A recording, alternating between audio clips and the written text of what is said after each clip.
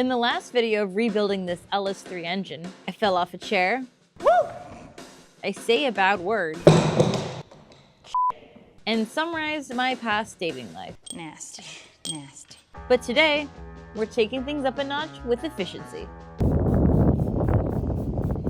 We're starting off this video with a perfectly clean block to install all of these new parts. But today we're gonna be really getting into details on getting this engine together. All of the rods, pistons, bearings, we have all new bolts. This is gonna be a wonderful transformation from how filthy and dirty and neglected this engine was to a fresh start. A lot of you guys were asking in the last video what car this is going in. And guess what? It's not going in a Chevrolet. It's going in a BMW E90. First thing we're gonna do is we have the old cam bearings still in this block. We're going to remove all 5 of them and then we're gonna put in our new ones. It's just easier to get them in and out when nothing else is in the block. We have these special tools and extensions which will reach through the block and knock out each bearing individually. This is a cam bearing installer and remover. You see the shape of the head of the tool will fit nicely on the inside of the cam bearing. And the lip is what pushes out the bearing when you hammer this tool. That is one bearing out. Come on, get it. Oh, there's still like a bunch of oil residue on it. This is the old cam bearing. We see no real damage on this, and it actually looks like it had been replaced at some point. 5-pound hammer, great investment. 2. I'm trying my best to be careful not to score the block with this tool. It's moments like these that precision and patience really matter on getting this engine back together with no additional damage.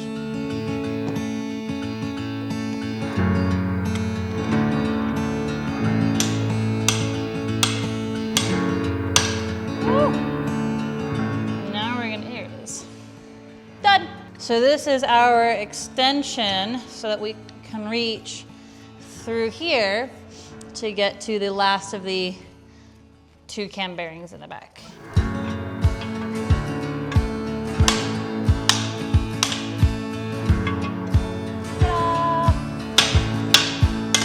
All 5 bearings. Almost had it.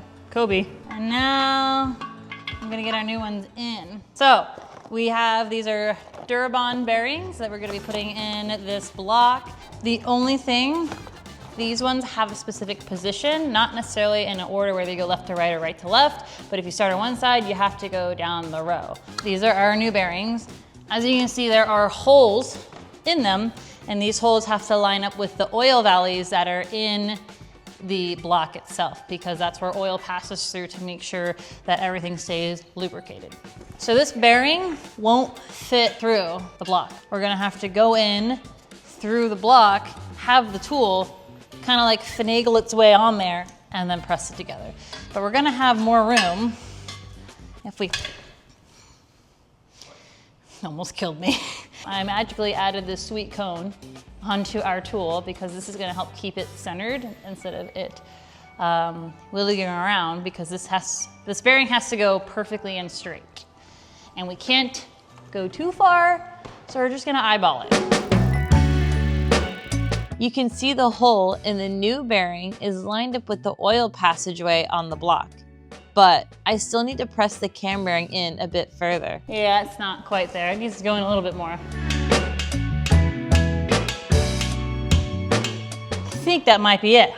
Yeah, looks great.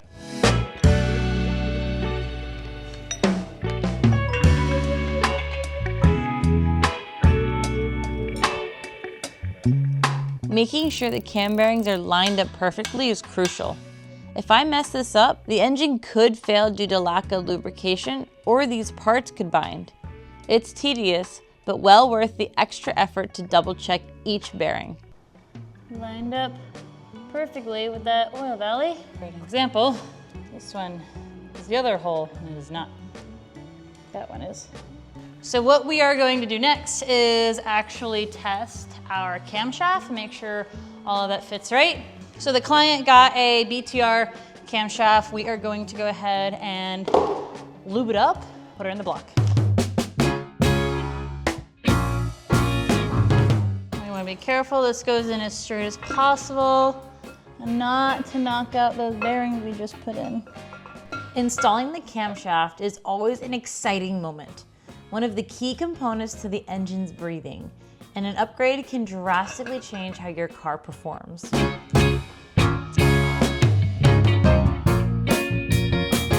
we go. With that assembly lube, our camshaft is perfectly in. That means all of our bearings are lined up. So now we're gonna take it out and get on to the next step. So now that our camshaft is in, looks great, we're doing the crank bearings and we're going to be doing our clearances. So these are all in halves. There's an upper and a lower, just so that you guys know if you're doing this on your own. And each bearing has a U and an L for upper and lower. Since the engine's upside down, the ones that are going to go in here are technically going to be the uppers. And this odd looking one is going to be in the middle because that's the thrust bearing. So that is the one I'm going to start with.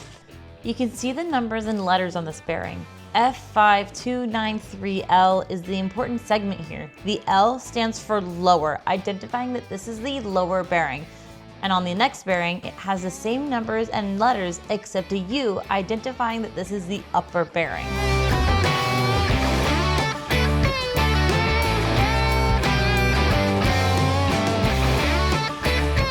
Now I install the crank onto the bearings that I just installed into the block. So this is the same crank that I took out. It's wild to see what just polishing something can do. It looks brand new. So we're putting in our new bearings in 2 of the main caps, and that's gonna get our clearances, just basically making sure that everything's gonna fit perfectly while we're putting this all together. It's better to check clearances now before you get too far ahead. Now I'm hand tightening the bolts for the main caps. Then we'll torque these 2 main caps to spec as if I'm installing it, and this will show us the clearances. 15 foot-pounds is tighter than I thought it'd be. All right, on the inners we do 80 degrees, so that's basically a quarter turn. That's 90 degrees. Okay.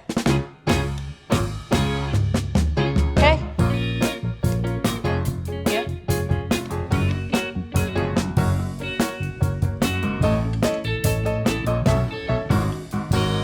Oh, okay.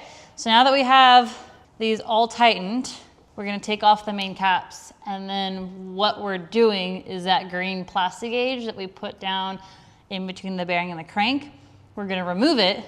And depending on how squished it is going to be telling us the clearance that we have. So now we're gonna take these off and see what that green little worm looks like.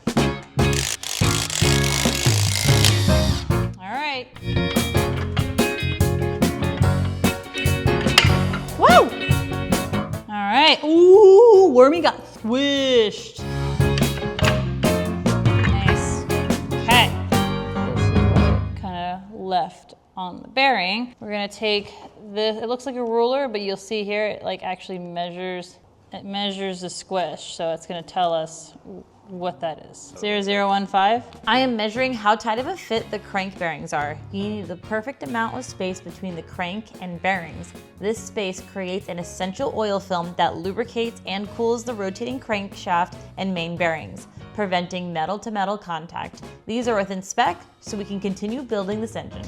We have all of the new bearings in our main caps, all with assembly lube. They are ready to go. So we have our new bolts, and we're gonna put some liquid moly oil on them because it's just a good idea to really lubricate everything as you are rebuilding this engine. So we're gonna take this 5W40, put it in like a little bowl, and then we're gonna take all of our bolts and kind of dunk them like you would French toast sticks, in high school or elementary school.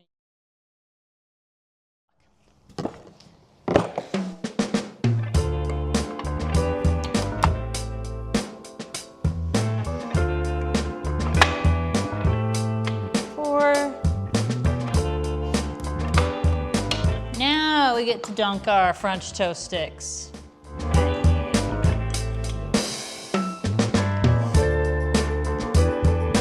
This is looking so much cleaner already than when I took this block apart.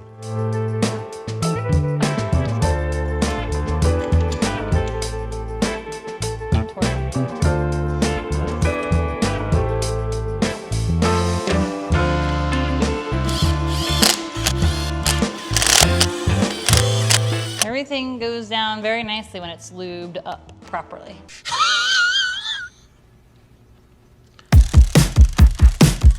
So now that we have all of these snug, we're gonna go through and torque all of them down to 15 foot-pounds, and then we're gonna go back again. On the inners, we're gonna do 80 degrees of a turn. On the outers, we are going to do 53 degrees of a turn. And then when you're torquing stuff down, you always wanna do from the inside to the out.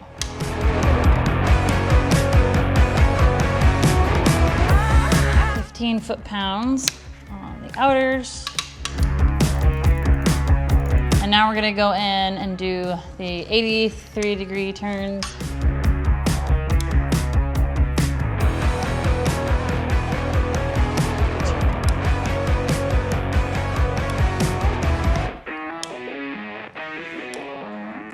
Okay, now we're doing about 53 degrees on the outers. I have made good progress with this block. The crank turns smoothly with no resistance, which means we can move on to the next step. What we're doing now is these are all of the old pistons, and we're gonna be removing them and replacing with what the client got, these brand new ones. We have one done, and we're gonna do the rest of these. And then the new pin that we're gonna be putting in, I'm gonna put just a little bit of oil to help keep everything lubricated. And then it should slide in very nicely, so don't force it. Just make sure everything's lined up. Orientation, front of the dot goes in the front. And now the hardest part is getting these new pins in. I have angled needle nose pliers, and they seem to have worked pretty well in my opinion. There are 3 rings that go on the piston, and these piston rings have 3 main functions: sealing the combustion chamber, controlling oil, and transferring heat. They seal the cylinder wall to maintain compression and prevent combustion gases from escaping the crankcase. They also scrape excess oil off the cylinder walls to keep it from entering the combustion chamber. And then finally, they help transfer heat from the piston to the cylinder wall, which is then cooled by the engine's coolant. I have made good progress with this block. The crank turns smoothly with no resistance, which means we can move on to the next step. I have found a new toy. All right, we're gonna cut that. This is the part of the video that I'm really excited about. We're doing a new thing called dinkleball honing. Dinkleball honing is designed to create a smooth, consistent crosshatch pattern for proper oil retention and ring seating. There is not a lot of damage, there's not really any rust, but we just want them to be perfect. So this is kind of like a DIY way to clean up your cylinder walls without taking it to a machine shop. 4, 5, 6, 7. You can see the cylinder wall I just honed is much cleaner and has the consistent crosshatch that we are looking for compared to the non-honed cylinder next to it. I give it a good wipe to remove the metal material and the oil to get a better look. And that is, wow, you can really see the cross-hatching now. Look how good that looks. It's perfect for engines that are still in decent shape, cylinders that are round, straight, and already show a bit of healthy crosshatch. But let's be real, a dinkleball hone can't work miracles. If your bores have major wear, taper, or damage, that's a job for a machine shop with a precision CNC hone. Bottom line, dinkleball honing is a DIY-friendly refresh tool.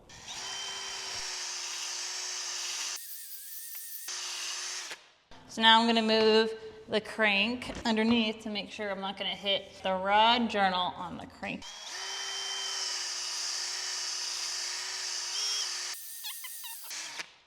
Outside. Ding! This is a side of the block that has not been dinkleball honed. And this is what the cylinders look like when they're done.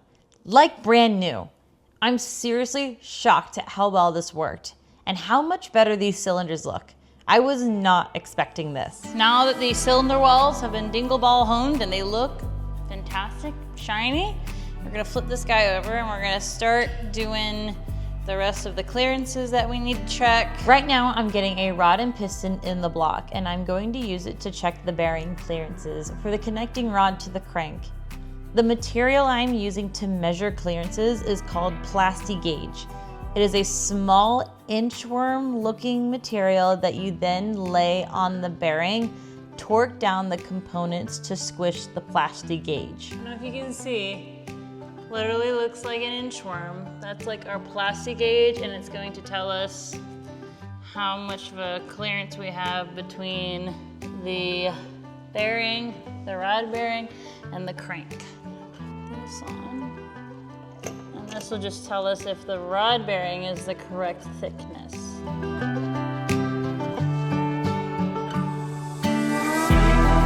Go. And now we take it off. Now we're gonna see what our little squiggly guy is. That small mark on the bearing is the plastic gauge. The size of how thick it is what we are measuring.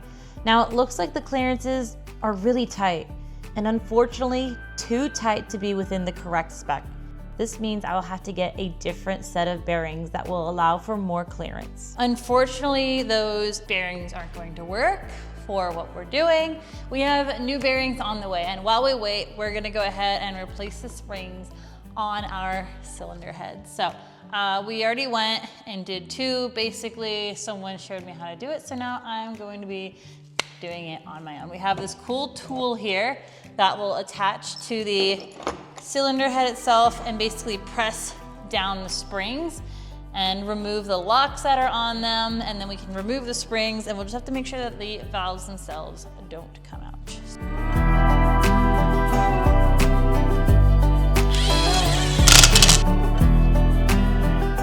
So these springs are compressed. You can kind of see these are the lockers kind of sitting on top. So this is what it's going to look like as the lockers are flush like that. So as I loosen this, they should fall into place. That's what we want. See how the springs are raising, but the lockers are kind of meeting together? That's what we want.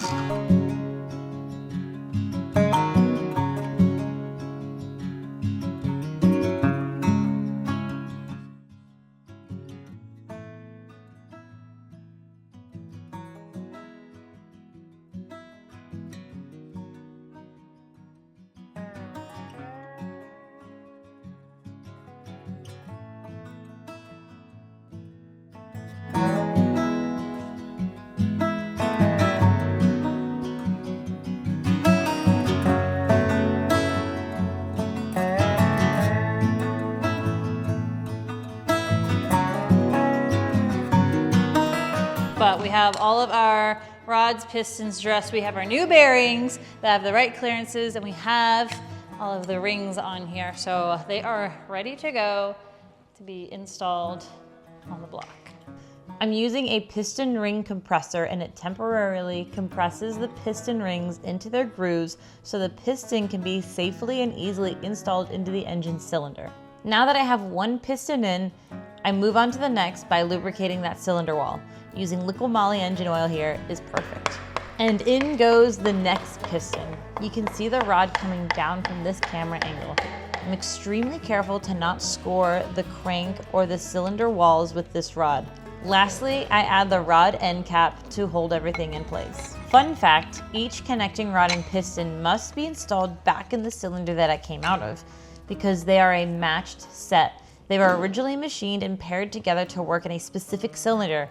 Next, I had something very important I want to share with you. La la la la la la la la. Thanks for listening to my TED Talk. Okay, 1, 3, 5, and 7. Dot is facing the correct way.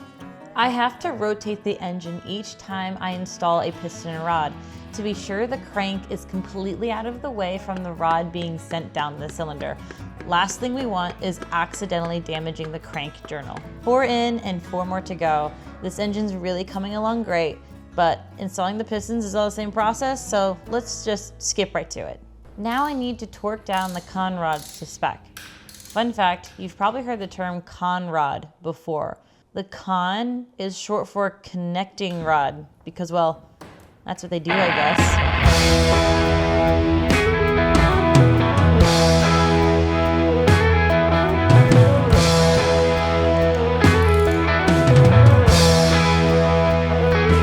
Beautiful, so now that we have a lot of the bottom end done, the rods, pistons, everything's torqued to spec, the main caps. We're gonna flip this guy over and start working on the other side. We're gonna get our cam retaining plate in, a lot of things up front here, our oil pump. So we have a tensioner that broke. We're gonna get our tensioner on, cam retainer plate, oil pump, all of this beautiful stuff. LS3 cylinder heads are generally interchangeable between the driver's and passenger side, but you must check for a blocked steam port. If both steam ports on the front and back of the engine are open, they're interchangeable, and if one is blocked, that head must go on the side where the blocked port is needed, which is usually the rear of the engine. Oh, and I obviously hit the gym so I can flex. Check out these guns. Anyway, back to the engine.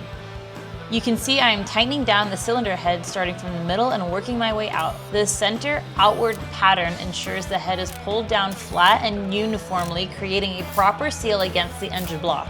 All right, so we're gonna torque down the head bolts that are on this. We're gonna start doing 25, and we're gonna go to 50 and 80. So we're gonna do 25 foot-pounds on all of these, and 50 foot-pounds on all of them, and then finishing off with 80.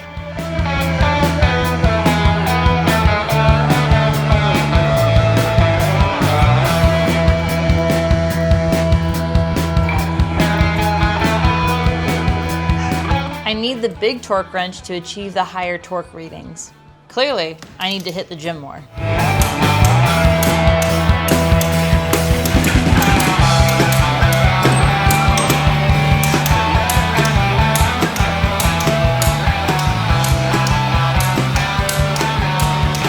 The difficult bolts are done.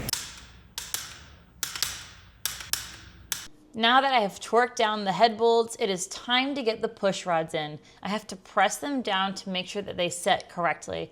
After that, I add a dab of assembly lubricant to the push rod ends and the top of the new springs because we are installing the rocker arms next. All right, so these cylinders are different than what was on my LS1. I had cathedral port intakes, and on these heads they have square port intakes, and it changes the lifters a little bit. You'll see that every other one is straight, and then every other one is offset. So when you're installing them, you just gotta make sure that you're putting in the right ones in the correct place. And to know if they're in the correct place, by checking that they move freely without binding and that the pivot point is centered on the valve stem. You can verify the alignment of the rockers by marking the valve tip with a marker and checking the witness mark after a few rotations of the engine, or by using a push rod length checker for geometry and preload verification.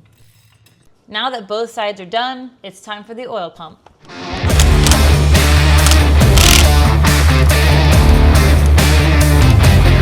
So then this is the same oil pump that I have on my Corvette, which is a Nelling high pressure and high volume oil pump.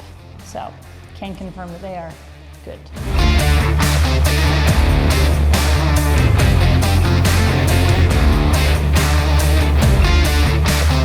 We have a spanking brand new oil pickup to get on and this brand new oil pan. It's really bringing this engine back to life.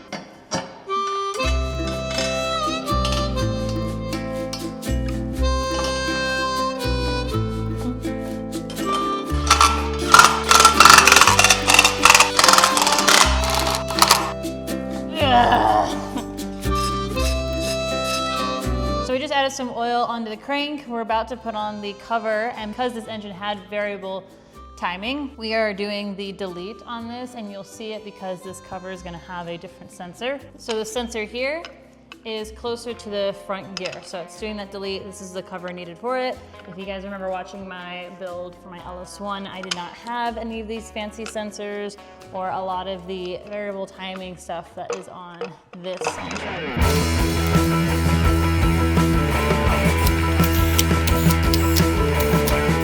All right, so we haven't tightened down the cover yet.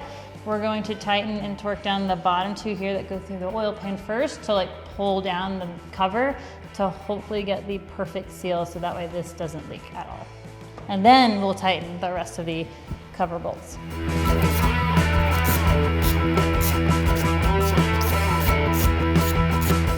In my last video, when I did this for my LS1, a lot of you were commenting how I didn't like line this seal up perfectly with the crank. and that is because we made the choice to have it be pulled down perfectly with the oil pan and have this lined up, and then take our chances with the seal being lined up with the crank. But overall, I've had no issues and everything's going great so far. And with all that being said, this LS3 is looking amazing.